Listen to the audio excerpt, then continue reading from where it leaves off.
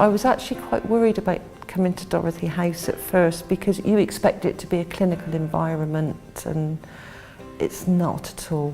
It's so friendly and welcoming. I was suffering a lot from anxiety and panic attacks. I was worried that I couldn't cope, that I wouldn't be able to stay on my boat, which was my worst nightmare. And then along came Dorothy House.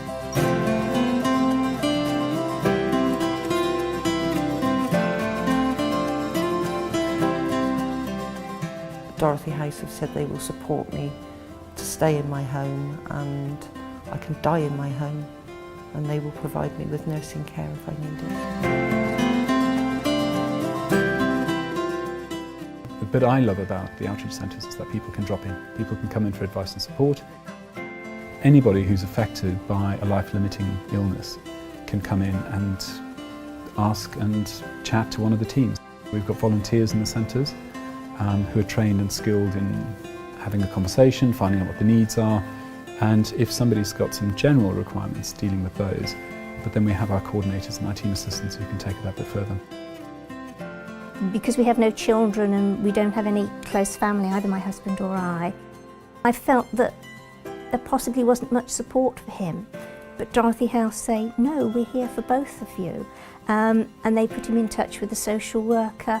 He goes to a carers group. We come out here to the outreach centre once a week. We know we can phone Dorothy House and the advice line if we need to. I'm happier because I know there's support for my husband. We were lucky enough to be given this allotment here and have created a growing space for a group to come here every week and enjoy growing the food that they can then eat. One gentleman only recently said to me that it was the best day of his week, so you can't get better than that, really. The sooner we see patients and families, the better, really. We can work with people very early on, and particularly occupational therapy and physiotherapy, to help them cope with the challenges they face. The occupational therapy and physiotherapy team regularly run an ongoing programme called the palliative care programme. It's aimed at individuals and carers who are quite early diagnosed, and these courses are run looking at living life and maximising each day. They have looking at fatigue management, pain management, dealing with emotional anxieties, and enabling them to deal with the challenges they face. We have a fantastic venture where we have our 2 lodges where people can come in for respite, but even people in the last days and weeks of life can come in there and have some support, and the family can stay with them as well. And I think it offers something really unique. We're only the 2nd hospice in the country to have that.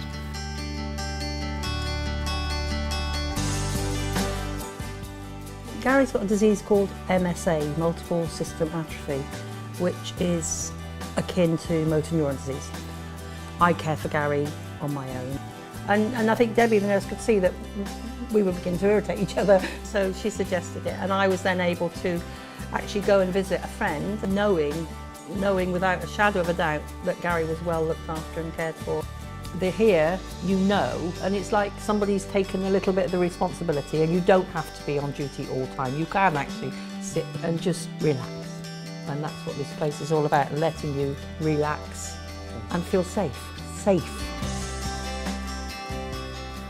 think most people, and I was guilty of it, just think, oh, a hospice is somewhere that you go to die, and it's not. Knowing that if I'm having a bad day, then there will be someone there that I can talk to who will understand, because they go through this every day with people. I'm always treated with respect. They know how to talk to people, but they know the right things to say and they understand. I'm grabbing life and I'm making the most of it, and I think that's what everyone should do.